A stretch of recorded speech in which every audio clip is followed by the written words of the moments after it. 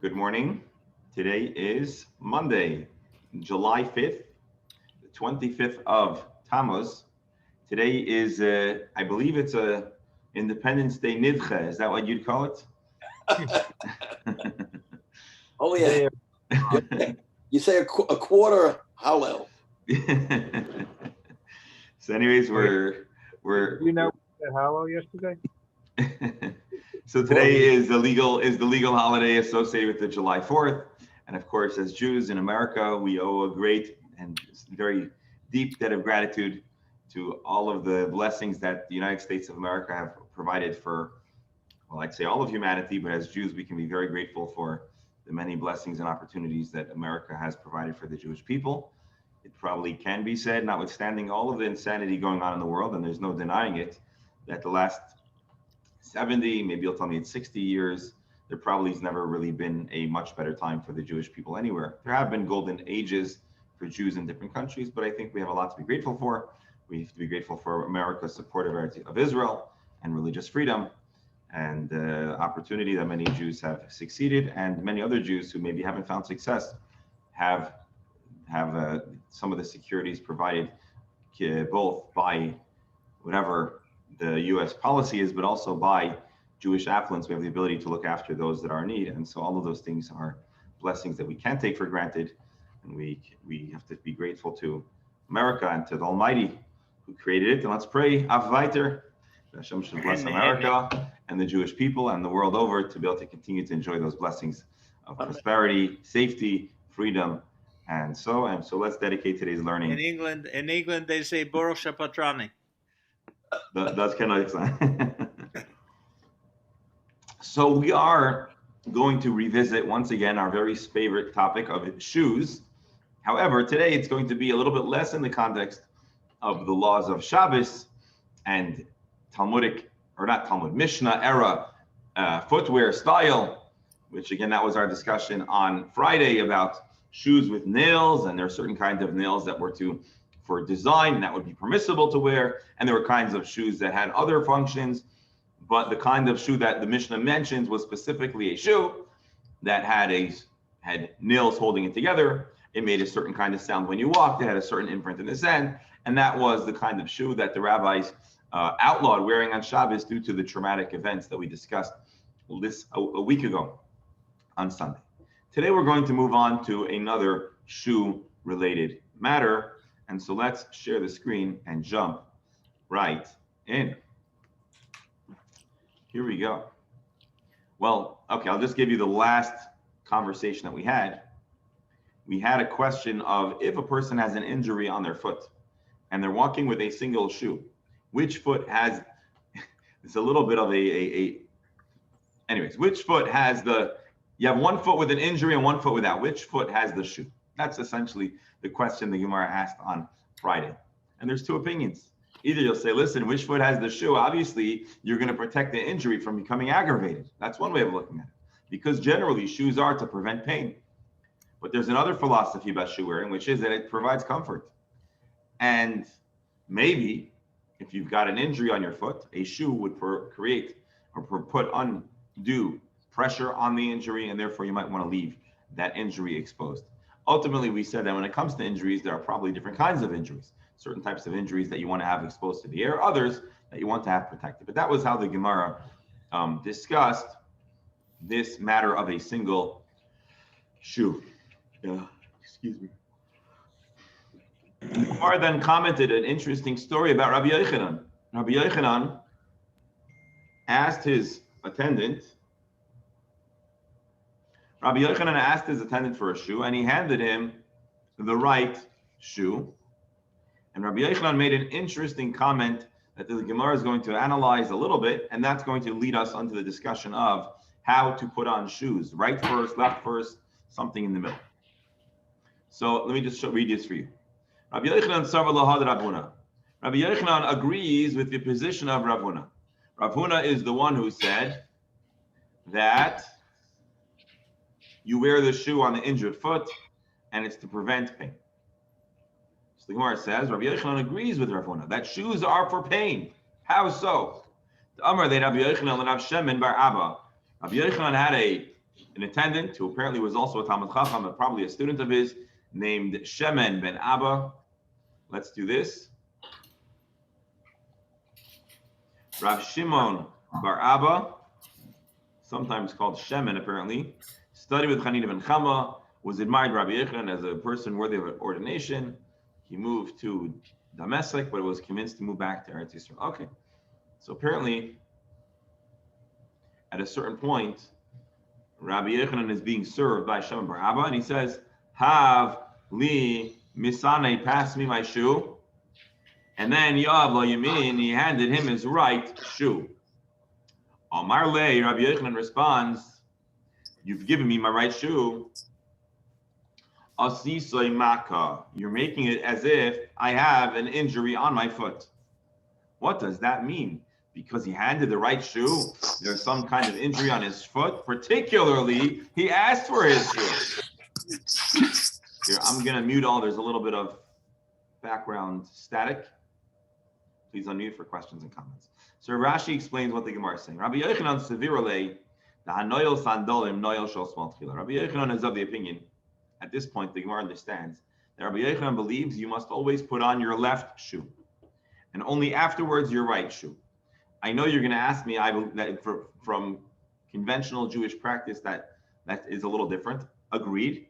But right now, at this point, Rabbi Yochanan is of the opinion, he may keep that opinion, but right now Rabbi Yochanan is of the opinion to wear the left shoe first.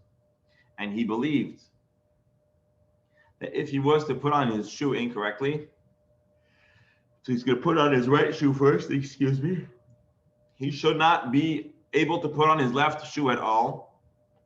And if so, he's going to be walking outside with one shoe on and one shoe off. And this would have the appearance of someone with an injury, because an injured person wears one shoe. You've made it as if you made it appear like I'm injured. If you want to see it in Rabbi Steinsaltz's words, Rabbi Yochanan's opinion, one always puts on the left shoe. Again, precisely what we just read in Rashi. One who puts on the right shoe may no longer put on his left shoe. By having him put on his right shoe, he's going to be forced, based on his reasoning, to wear only a single shoe. The onlookers will assume that Rabbi Yochanan has a foot injury. And this is reflective of what Rav Huna said, which is that a person wears a shoe on an injured foot. The Gemara, and by the way, I'm sure you're familiar with the famous anecdote about I think it was a Gentile or an unaffiliated guy who wants to learn the Talmud, and he approaches the rabbi. It's a famous anecdote, and the rabbi asks him the question about two people going down the chimney. One was clean and one was covered in soot. You know that famous anecdote? Well, this Gemara certainly feeds a little bit into that kind of, or is a reflection of this kind of Gemara rationale. The guy's wearing a shoe and everyone looks at him and says he's injured. Which foot's injured? So our initial understanding is that it's the right foot that's injured, because that's the shoe that's wearing the foot. So the Gemara says, no, Dilma, maybe Rabbi Yochanan actually holds like the other opinion that says that shoes are worn for comfort. V'hachi kamar, asisa shel small maka. By wearing a shoe on your right foot and not wearing a shoe on your left foot, someone would infer that the left foot is injured, and for that reason, you're not wearing a shoe. Basically, we cannot know exactly from the story itself, we cannot perfectly infer what Rabbi Yochanan's philosophy of shoe is. Is it for comfort on the uninjured shoe, or is it to protect the injured foot? Rashi, the Amar, because Rabbi Chia is the one who says that you put a shoe on your healthy foot. If Rabbi Yochanan told his attendant, if I'm only wearing a shoe on one foot, people will understand that foot is healthy and comfortable. And obviously the reason why the other foot is not wearing a shoe is because the other foot is not healthy and comfortable. Rabbi, I'm entitled to a klus kasha. You are always entitled, yes. So he handed him the shoe. Why wouldn't he just say, give me the other shoe? This is a good kasha. So I'll tell you, I was wondering that question too. Okay, thank God I'm not alone. And a few thoughts came to mind. The story doesn't say that Rabbi Yochanan actually put on the right shoe. Right. And that he actually walked around hobbling in one shoe. He's telling his attendant, hey, dude, you know what you're doing? You want me. You're setting me up to be a one-shoed person. He quite simply may have and likely did say, hey, pass me the left shoe first. Yeah. So that's I think the easiest answer. We're not saying that he actually did this. He's just saying that based on what you're setting me up for, I could be wearing one shoe. Now, Beryl, I know your question goes deeper. What is, and I don't have the answer right now, but when we learn through the Gemara, hopefully we'll see some. What is the big deal to just put on your left shoe after your right shoe? What's the big deal? So the Gemara soon is going to discuss a series of opinions, if you put on your right or your left or both or neither. But according to the perspective that it's very important to always put on your left shoe first, apparently to break the halachic pattern is so severe that you'd rather go around with one shoe. That's what it sounds like from here. But let that not be the entire or the totality of the answer to your question. It is a good one. Everywhere for lefties or not? And then Mark asked another good question. Is there a distinction between a lefty and a righty? These are all matters, by the way, that are discussed in Jewish law. The reason why I like to first learn the Gemara is because it's always interesting to see what the Talmudic law discusses and which areas are immediately adopted from the Talmud, which perhaps developed later as a minhag. So let's read through this Gemara. What we are introduced to at this very moment, aside for an anecdote, which we thought might help us wade between Rav Huna and Rav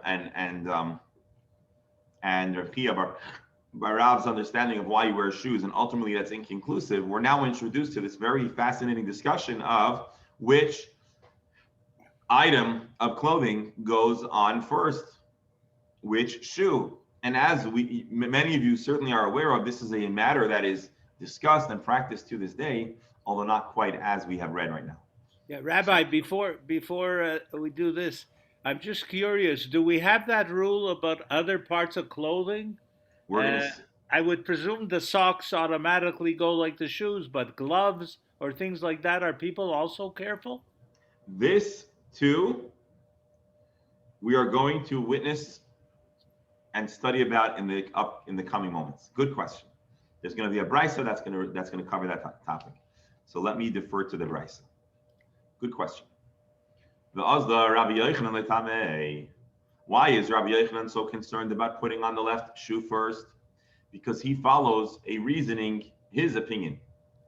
Rabbi Yochanan says, Tefillin, just as the tefillin are placed on a certain arm, the left arm, kach min alin, so too one should put on their shoes. Now you're wondering, so what's the connection between tefillin and shoes? Hold on. You're also wondering, how could you compare tefillin to shoes? Why? Tefillin, there's only on the left arm. Shoes, you have a right and left. So if there be two pairs of tefillin, one for the right arm, one for the left arm, maybe we put on the right first. There only is the left arm. Good questions. I'm sure you're thinking. But let's just see this first. Tefillin, kach min olin, shoes are like tefillin, tefillin b'small, just like the tefillin goes on the left. Ach min olin b'small, similarly, shoes too should be worn on the left side. What about a lefty? Huh. So now that question is a good one, and in this text reaffirms Mark's question and now Reverel's question, which is, what about a lefty? If a lefty puts on tefillin on the right arm, so does now that mean... we have yet another question. This analogy would be valid if there was a tefillin on the right hand as well. Right. The tefillin is only one arm, so how come this analogy is used at all? Indeed. That's a good question. But before we discuss it, it brings to mind a famous anecdote which may or may not have occurred. When the Jews in the Soviet Union were not allowed to practice Judaism. And there were all different organizations at different periods of time that would attempt to, at least to some extent, to help. I think especially in the 80s and maybe the 70s, again, Professor, I'm not really you're probably qualified to know more about this than I am, but there were attempts to bring in different types of Judaica and Jewish books and mezuzahs and tefillin. And so I've heard from people that have traveled into Russia, and I believe the way it was is that Russia wasn't looking for international, how do you call them, blow-ups. So if a religious Jew was American and they were going to to Russia for business or for a conference, assuming that they were welcome to come at all, they were allowed to bring their own Jewish stuff. They just were not allowed to share it. So the challenge was, how do you bring in as many pairs of mezuzahs and how many pairs of tefillin as possible? And so there are all different anecdotes, which I'm sure some actually happened and some didn't. But the story goes that a guy had 5 pairs of tefillin, and they asked him, what do you have all these tefillin? He says, well, you put one on my right arm and my left arm, and my right leg and my left leg, and on his head, and then there's one for Shabbos. And so he has all these different pairs of tefillin. And so again, I think it's a good joke. I think the Soviets were more educated than that, so they would not. You could not have actually tricked them. But that's the joke. I can tell you from personal experience, having gone twice. They took away a sitter once. Depends who was there. Took away a Time magazine. Right. Depends which guy you got. Yes. Hold on. One second. I just want to hear from the professor, because of all of us here today, I think the professor has the greatest insight about what life was like in that anecdote. So I don't want to cut him off. They were looking for any information coming from the West, including Time magazine and English language books, but they were especially severe with Bibles and Sidurim and other religious items. They took them away. Although in my experience, people who visited me, they got it back when they were leaving the Soviet Union. That is, they didn't confiscate those religious items. They just didn't admit them inside the country. Mm-hmm. So anyways, it was more likely a joke, as the professor says, and as I suspect, the Soviets were much more educated than that, and you couldn't just... A joke is a good joke. All right, I'm sorry. Rabbi Allen. A lot of crazy things. When I went in one year, one of the Time magazines had a picture of the Pope, and he told me that's the problem. So he ripped off that page and let me take the rest of the magazine in.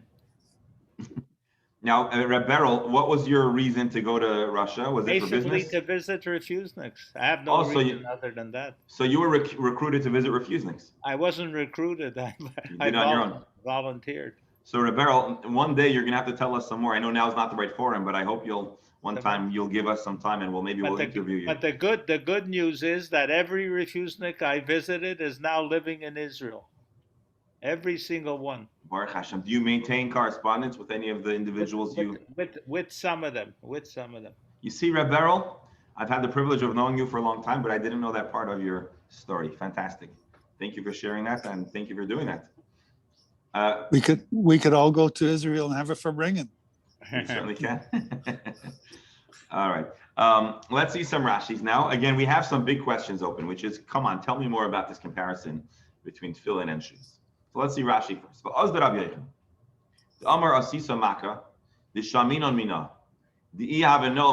understand from Rabbi Yochanan's words that if you were to wear the right shoe, Bereisha first, the small basrei, he would not be permitted to wear his left shoe. He follows the position, the teaching of we have a null small basrei. The Amar the small chashiva. He says that we place a certain significance to the left side of the body by virtue of the fact that on the left side of the body one wears tefillin. Now, I'm not certain if this Rashi answers all of the questions, but it answers the question that I asked and the professor asked about how tefillin is only on the left side. So how is it that we could compare an item that you only wear on the left side to an item that's worn on the right and the left side? So Rashi, with that one word, says, listen, we're not comparing shoes and tefillin. What we are saying is that there's something very holy and valuable and important about honoring the left side. Because of the tefillin, the whole left side of the body becomes holy and special and gets kedima, gets precedent, or gets first dibs on other parts of getting dressed. This is the opinion of Rabbi Yochanan. Now, before we continue in the Gemara, Rashi says, hold on. Since when? How do I know that you actually wear your tefillin on your left arm? So our Kohen Gadol, Rabbi Allen's going to tell us, I know, I was in shul today, right? You were in shul today? Mm-hmm. And you put on tefillin, and you wore it on your left arm. So we know that tefillin is worn on your left arm. But Rashi wants to go, how does Allen know to put on tefillin on his left arm? And so we're going to see now an excerpt from the Gemara Menachos, which is another tractate, which we'll study with Hashem's help. And this is also brought in the Code of Jewish Law. So if you've ever studied the Shulchan Aruch about tefillin, you might see it as well. And one of the verses that describe the tefillin is Al Yad Cha. And the word Yad Cha can be also read as two words, Yad Ke Ha. The hand that is dim or weak. Milo Yad Ke Ha, the I know small. Tefillin should go on Yad Ke Ha, your weakened left arm.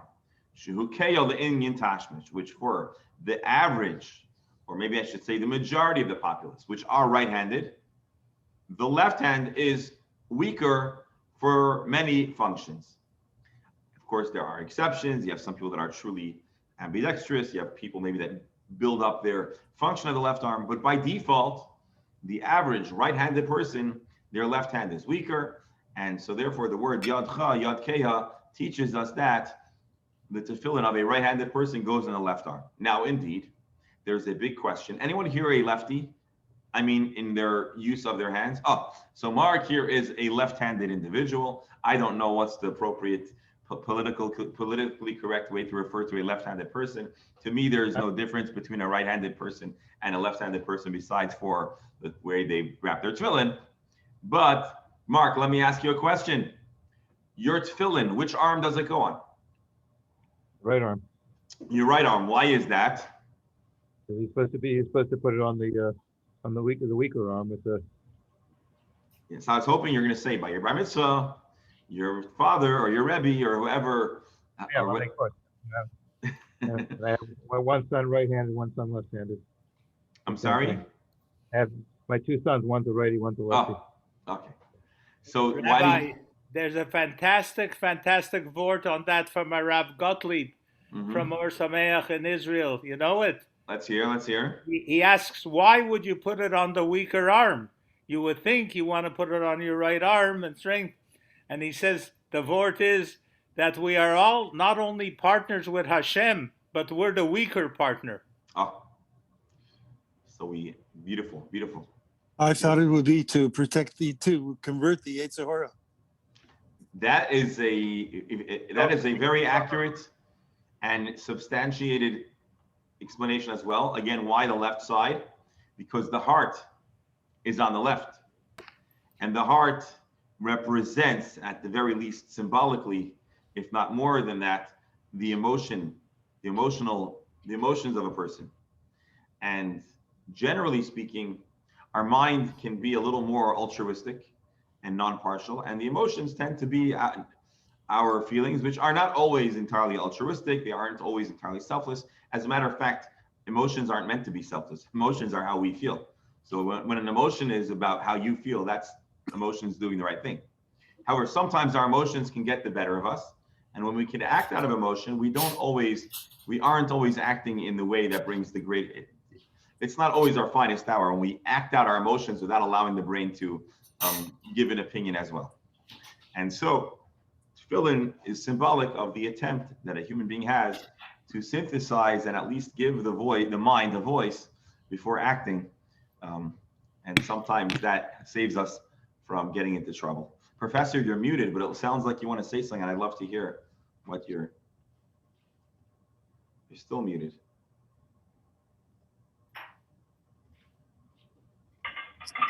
Still muted. So why when we're doing the morning prayers, do we put the tallis on the right shoulder to check the strings? So what we're going to find out in today's study over here is that there is something important about the left side and something important about the right side. As it stands right now, our Gemara is still in the opinion of Rabbi Yochanan. Professor, you're still muted, but I'm hoping that you'll have the opportunity to unmute because I really want to hear what you're saying.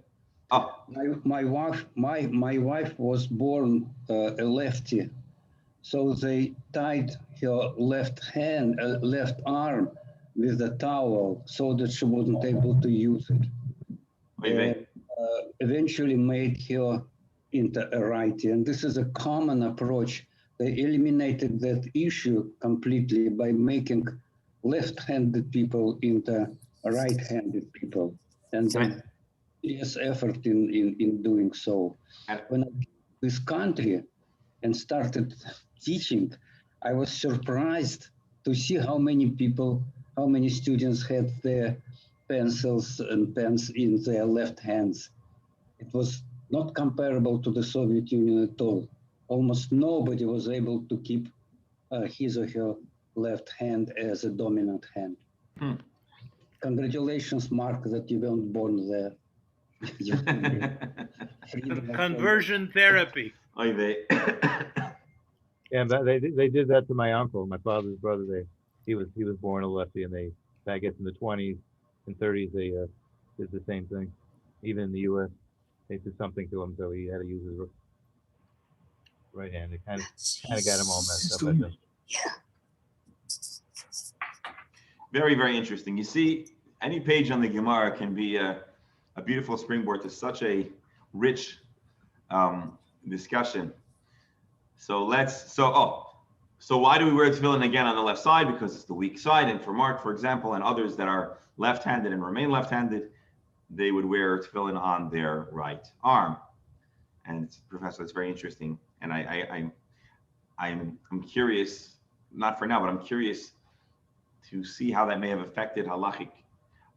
That brings up its own series of potential halachic questions, and that's very interesting. I just want to fill you in. There is another verse or another limud, another Torah teaching that teaches us that the tefillin should be on the left arm, and it's that the verse in the Shema says, It does drive a car.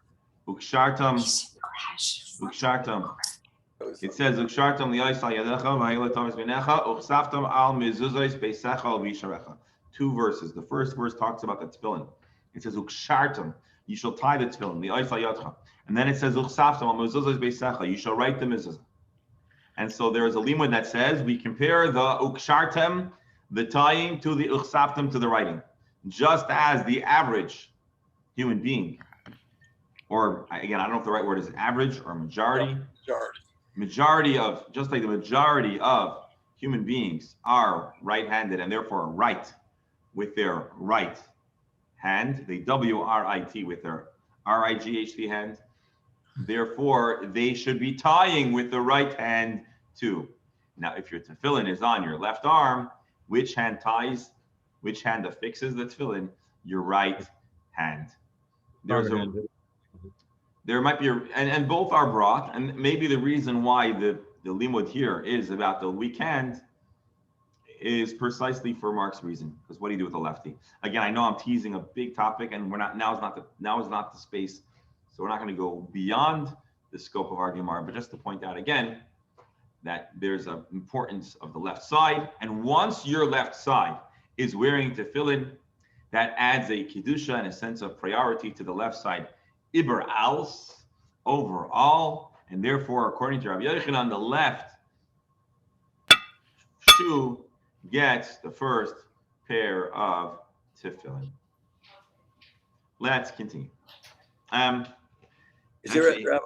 Yes. Is there any relationship to this issue, and for example, why you take your tzitzis in your Baruch She'amar in your right hand, and other times in your right hand rather than your left hand? So what we're going to see in a moment is that although the tefillin is indeed on the left hand, there is generally a priority and value to the right side over the left side. So this is almost like the anomaly, and it's almost not fair to the team left. The one instance where we actually prioritize the left side, there's the whole limud that I just shared with you that's really about the right side. The right side is putting on the tefillin. So generally there's a greater value for the right side, with the exception of this teaching. And that balance is presented right now. Meisvei, the Gemara has a question for Rabbi Yochanan. I don't get it. You just told me that you always put on your left shoe, reflective of the tefillin. Well, I have a brisa that says the opposite. Kishu noyel, when you put on your shoe. Noyel shel yamin v'achar kach noyel shel small. You should prioritize your right side and then your left side. This is a brisa. Brisa typically has greater authority than Rabbi Yochanan, and therefore the Gemara is asking, Rabbi Yochanan, what's the deal? Why are you dealing with your left foot first? You should be following the brisa and prioritizing the right foot.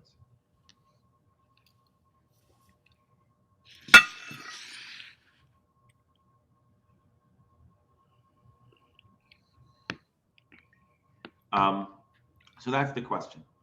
Before I answer, I want to read for you something that I meant to share earlier as well. Is there a deeper connection between shoes and tefillin? Why are we drawing a comparison between shoes and tefillin? So on a very, very peripheral, superficial level, leather. They're both made of leather, but is that enough? Is that it? Can that be it? So I have here in the footnotes, and I remember hearing this when I learned the Masechta last time. And I think this is possibly based on a Tosfos that says like this. You know why we put on the shoe and the tefillin? Oh, well, the first explanation is like what I gave, that their left side becomes special because of the tefillin.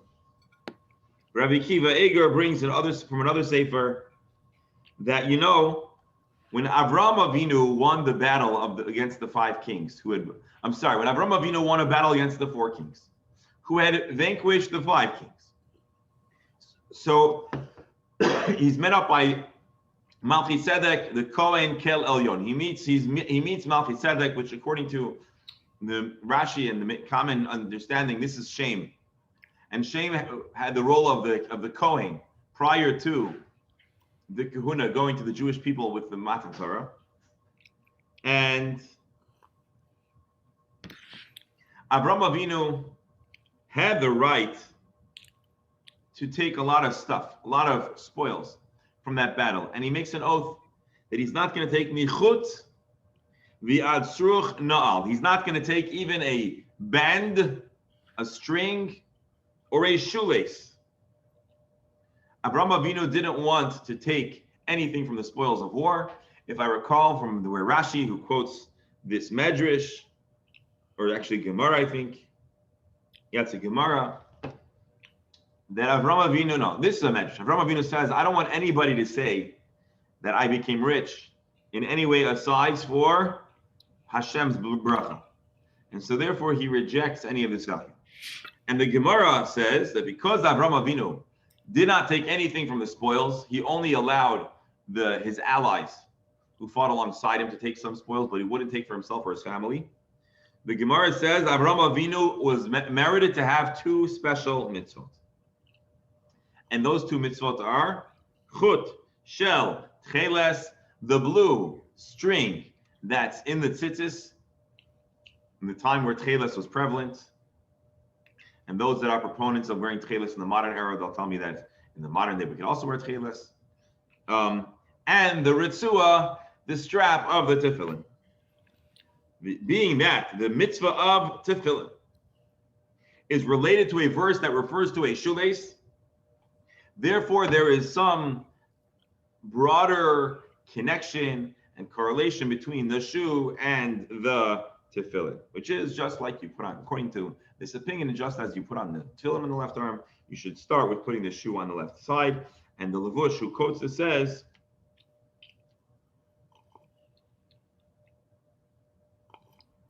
that really, Professor, the Levush answers your question.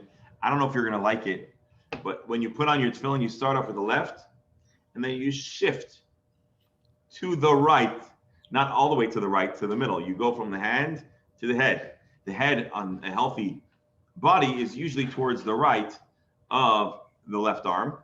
And so you have, in a sense, 2 pairs of tefillin, one that's on the left and one that's on the center, towards the right.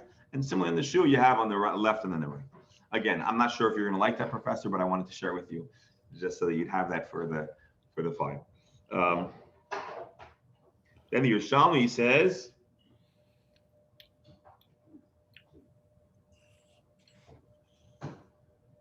that actually putting the shoe on the left foot is really a way to honor the right side. Kind of like what I explained about tying on the tefillin with the right hand. So we'll leave it at that. So yeah, there's a lot of discussion, but that is one opinion. Our Gemara immediately introduces a counterpoint, which is that actually there's a brisa that says you're supposed to prioritize the right side, not the left side.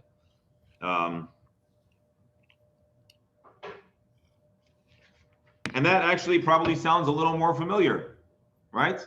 That you prioritize the right side.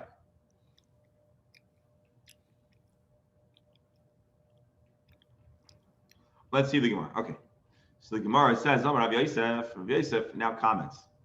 Hashla the Tanya Hachi. Now that we have a brisa that says prioritize the right side. The Amar Rabbi Yochanan Hachi. And Rabbi Yochanan, however, disagrees if that's the right words to use. And he says left side. Now, says Rabbi Yossi, the Avad Hachi Avad, if you use the Rabbi Yochanan model, you're a good Jew. With the Avad Hachi, and if you follow the Brisa model, the right side, Avad, you're also a fine Jew. So you have two options. That's what Rabbi Yosef says. So here's how Tosfos explains it. Tosfos says like this. Pirish the Brisa they plead Rabbi Yochanan and Rabbi Yochanan Brisa. The Brisa and Rabbi Yochanan, who each say opposite statements, are not actually arguing. They're not actually arguing. The Hachi Pirush, kids feeling. Apagav the Min Cheshuva the Ingin Boyin Yad the Boyin Regal, the Chen Ingin Chalitza. Although typically the right hand is holy, or not holy, the right hand gets precedent in Jewish law. Nonetheless, you can put on tefillin on your left hand. So too, you have options when it comes to putting on your shoes. The only reason why Rabbi Yochanan was upset with his attendant is because he had chosen a certain mode of doing it. And so now to change his mode would be a problem. But essentially, everyone has the right to act in the way that they might choose, because you have a Brisa, you have Rabbi Yochanan, two valid options. Rabbi Yochanan chose to value the tefillin and to reflect the tefillin by putting on his left shoe first. But there's two options. This is what Tosfos says. There's another way to learn the Gemara, which is that maybe you could alternate. It doesn't sound from Tosfos that you can alternate. It's just saying that you can choose one way or the other, and both are valid lifestyle choices. Reb Beryl, you should celebrate and rejoice in this Gemara, because it's not often that the Gemara seems to give two equally valid opposite options. And so this is an instance where the Gemara seems to indicate you can choose either way. As a matter of fact, a number of the halachic works of the later ages make no reference to this topic of right and left. Now, those that say the reason why a number of the halachic works miss this whole discussion is because you have two choices, so there's no point in the halachic works weighing in. The first problem was to have enough money for shoes. Yeah.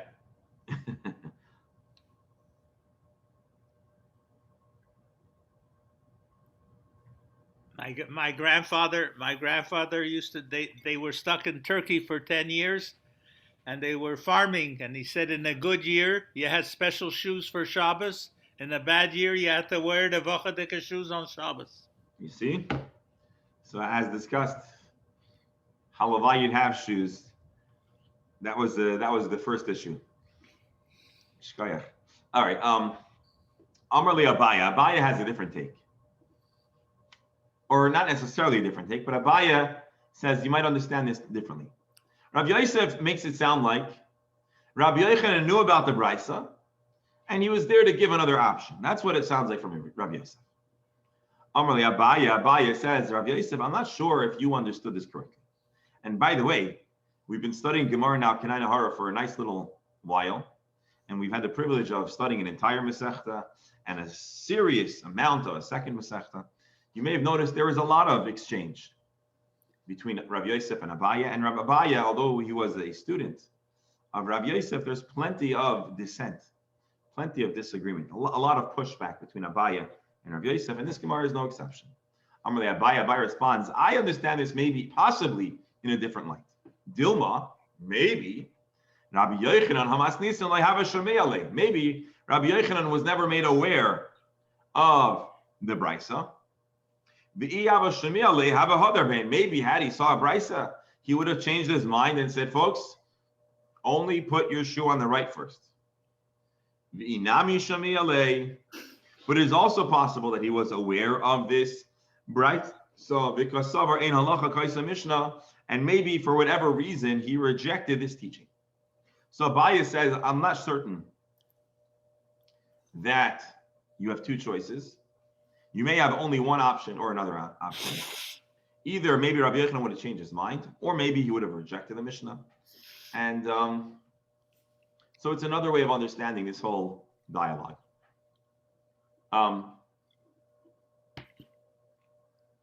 So basically, Abaye is saying, who says Rabbi Yochanan is saying be flexible? Maybe Rabbi Yochanan was taking maybe there is not flexibility. Maybe it's either or, not both. That is what Rabbi seems to be adding here. Now the Gemara asks, okay, now I'm confused. What do I do? So many choices, so many opinions. What do I do? And this is where we're going to see something that I suspect will be familiar to many of us. Rav Nachman bar Yitzchak says, Yerei Shamayim, if you really feel heaven, you really want to get things right, Yoitza Yedei Shteihem, you have an option to honor both opinions. Umanu, who's a Yerei Shamayim, who does this? Mar Brei de Ravna, this Mar, son of Ravna. What would he do? Heichi Ovid, how would he acknowledge both positions? Soyim diyamine v'leikatar. He'd first put on the right shoe, but he wouldn't tie it. Soyim desmola v'katar, and then he'd tie the left shoe. Hadar katar diyamine, and then he would tie his right shoe. Let me know, is this familiar to you? Anyone recognize this formula for shoe wearing? So there are many Jews to this very day who are rebbes or moras in kindergarten and pre-1A or pre-K4 in first grade, probably more in the yeshiva and yeshivish communities, and they'll remind their kids to put the right shoe on first, then to put on the left shoe. You don't tie the right shoe, you put on the right shoe, you don't tie it, you put on the left shoe, you tie it, and then you go back to the right shoe. And therefore, there are many people this very day who embrace this royal compromise or this inclusive practice of acknowledging both opinions to honor the right side, to honor the left side. This is what Rabbi Nachman bar Yitzchak says is the practice of Mar Brei de Rav. Let's see Rashi. Yoitze Yedei Shteihem, Avid Kitar Vayu. You can manage to embrace both positions. Visayim desmoli v'katar nimtza ni'ilas yamin kaidemes l'smol. In a sense, truly wearing the shoe is your left foot. Your left foot is fully inshoed. Okay, there's no such word. But anyways, your left foot is fully shoed up. Ki masnisa v'kshira smol l'shel yamin k'Rabbi Yochanan. So you have the left foot fully, with your shoe fully on. You start with your right hand, acknowledging both positions. That is the teaching of Rav Nachman bar Yitzchak. Amar Rav Ashi comments, Chazeno l'Rav Kahana d'leikapid. I found that Rav Kahana was not particular, was not meticulous. All options were on the table.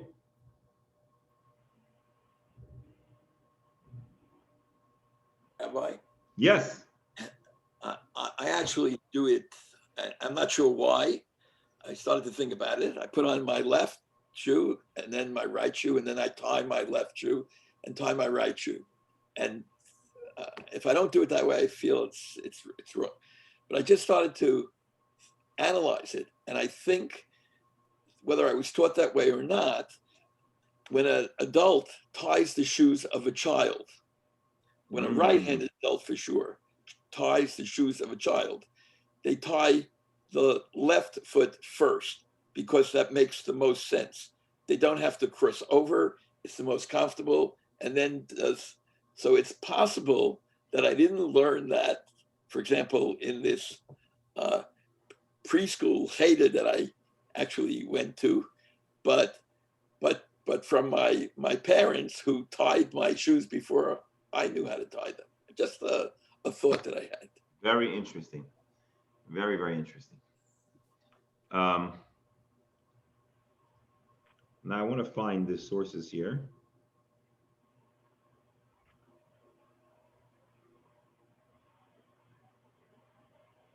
Bear with me just a moment.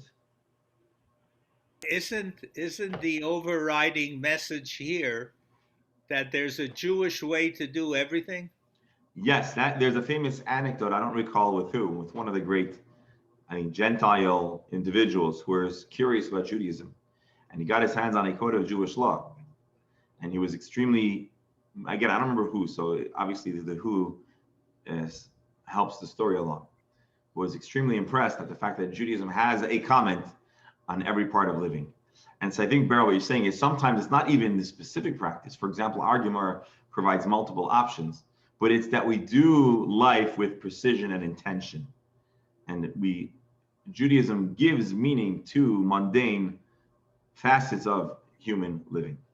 And so sometimes two people could be doing opposite things, but the Jewish way is to have a way, and that it should have meaning behind it. And I think that is a very fair and good point. Now let's take a fast peek at the code of Jewish law, because this is ultimately what's going to influence a majority of halacha practicing people. Yin ol min al yemin tchila. Place on your right shoe first. Veloy yikshirenu, but don't tie it. V'achar kach yin ol shel small, and only afterwards tie the left. Put on the left shoe. V'yikshirenu, and then tie it. V'yachazor v'yikshir shel yamin, and then only afterwards go back and tie the right side. That is the Beit Yosef, Rabbi Yosef Karo, printed in his Shulchan Aruch. The Rama adds, "Uv'minolim shalanu she'ein lehem kshira." What do you do if your shoe is a loafer? I think that's what we would call it, right? Right. It's not a tie; you slip on your shoe. So yin ol shel yamin tchila, you should ultimately put on your right shoe first. Which reminds me of a song. Put your right foot in. Okay.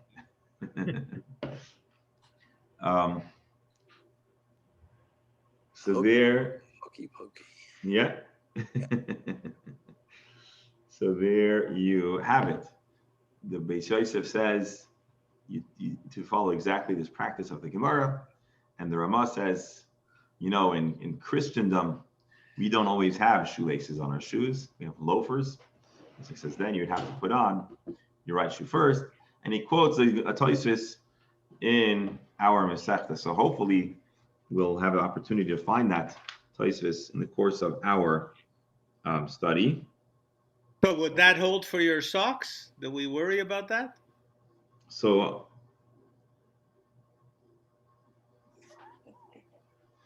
in a moment, our Gemara is going to talk about other garments. I believe it applies to socks, but it's not explicitly written here. Let's do this. Let's do one more thing, one more exercise here. See here, the Be'er Heite, for example, he brings the recap of our Gemara. There's something special about the right, there's something special about the left, and therefore we have the opportunity to acknowledge both values.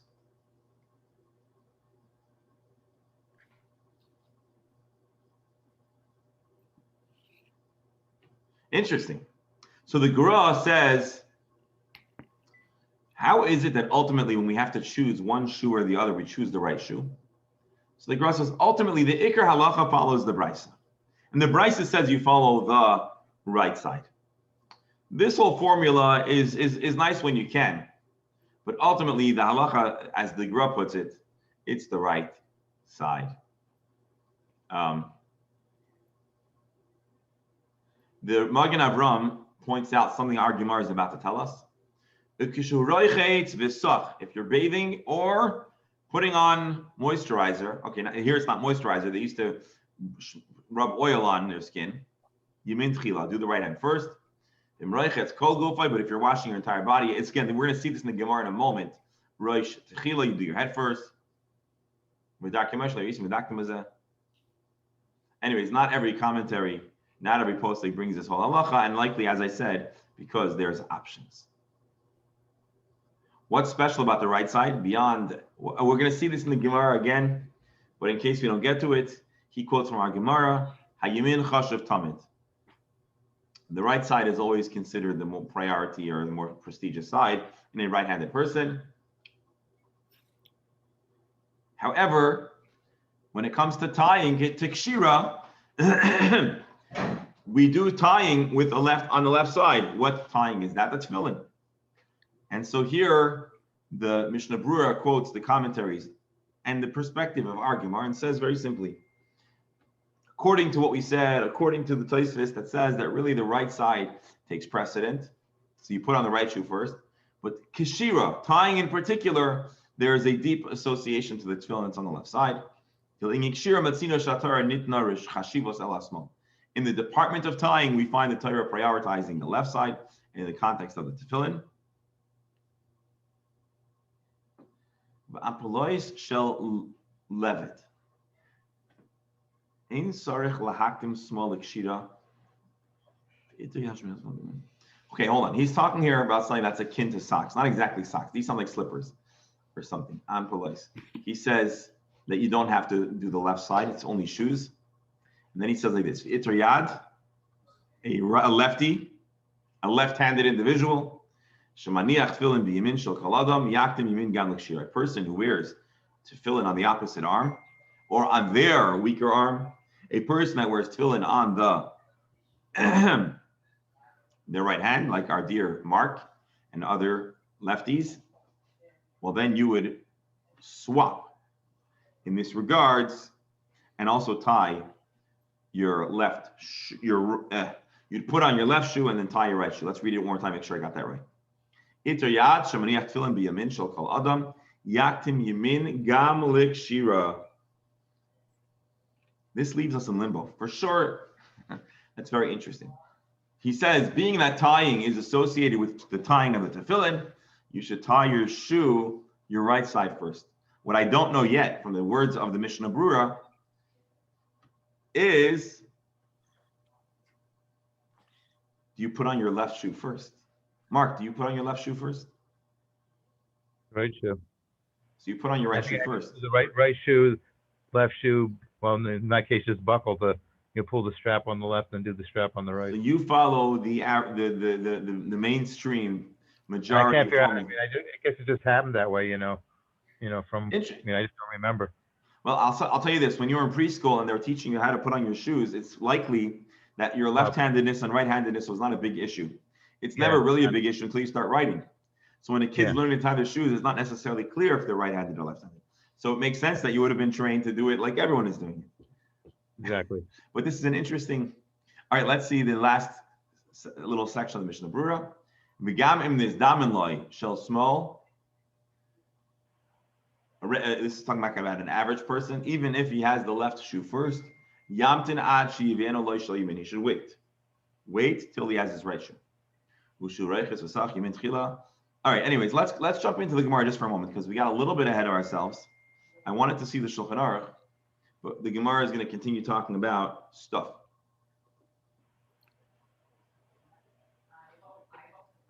Tana Rabbanan, Kishu Noyel shel Yamin v'achar kach Noyel shel Smol, Kishu Chayletz shel Smol v'achar Chayletz shel Yamin.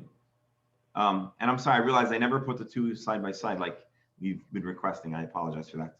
Tana Rabbanan, Kishu Noyel, when you tie your shoe, Noyel shel Yamin, put on your right, v'achar kach shel Smol, then your left.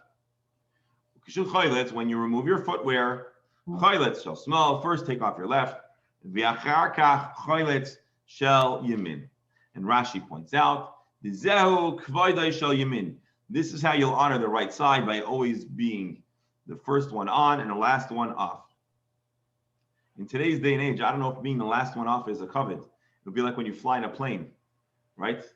The people that are in first class get off first. They don't have to wait. They don't wait till last. But I guess in those days, that's how it was. I guess it's more coveted to have a shoe on than to be barefoot. Yeah. So therefore that. And if it's comfortable, then your foot's more comfortable. Now let's see Yeah. this last line. I think we're going to close with this, but I don't want to end like without giving I this. think the idea is you want to have it's more comfortable once you get your shoes off, you know. Yeah. Kishu when you wash your feet, roichetz shel yamin ve'achar kach roichetz shel small. You wash the right and then the left. Kishu sach when you smear oil, spread oil, put on moisturizer. Sach shel yamin ve'achar kach shel small. Do the right and then the left. Now, what if you're treating your whole body? You got to start with the head. So when it's right versus left, choose right. But when it's the whole body, always you go to the head first. Huh. Period. Okay, so this is our discussion. So basically, let me see if we could recap our Gemara. Today we talked mostly based on the story of Rabbi Yochanan that was introduced in the context of him saying, "Oh wow, if you're going to give me the wrong foot, I'm going to appear like I have an injury." And the Gemara attempted to read into those words which foot has the shoe. Ultimately, the Gemara has two ways to read it, which led us to the question of what goes first, the right or the left. Rabbi Yochanan clearly prioritizes putting on the left shoe first. This was in a nod to the tefillin which go on the left side, but ultimately the Gemara introduces a brisa which says you do the right side. And we were introduced to certain opinions in the Tanoi Amoraim, sages of the Gemara, that were not particular, or they didn't take a solid position. You have two options. Then ultimately we have the grand compromise proposed, which is recognize and acknowledge both parts of the process, put the shoe on the right, but tie the shoe on the left. The Mishnah Brura added to our Gemara a deeper degree of reichkeit, another level of beauty and completion by explaining that by putting on the right shoe but tying the left shoe, we're giving a nod to the fact that the tying in particular happens on the left side first. We end off our Gemara telling us that the head is the king of all the limbs. But more generally, the Brisa teaches us that one should always err on the side, or one should always be inclined to service the right side first. So I believe it is the practice elsewhere is expanded to say you put on a sleeve, you're putting the right hand first, or the right leg first, and I believe that is and similarly I believe we would say about socks, although the Mishnah Brura quotes a statement which maybe indicates that we're not particular, but that is where we have it. If you'll indulge me just for another half a second, let me see if I can find this. Shulchan Aruch Harav. Just want to see the Shulchan Aruch Harav. It's been a while since I saw the text. Let's see. There is a section of the laws of dressing. The first thing he talks about is tznius, modesty. Here. In all matters, the right should be accorded precedent over the left. Throughout Torah, the right side is dominant. This is when it comes to the avodah in the Beis Hamikdash. When they would put oil in certain oil, they'd put on the right side. And the Metzora also was purified on the right side. Therefore, we should always prioritize the right side. Therefore, when you put on shoes, you put on the right shoe first. When he removes it, he takes off the left one first, showing honor to the right. When shoes need to be tied, one should put on the right shoe without tying it, put on the left shoe and tie it, and then tie the right. With regards to tying, one should give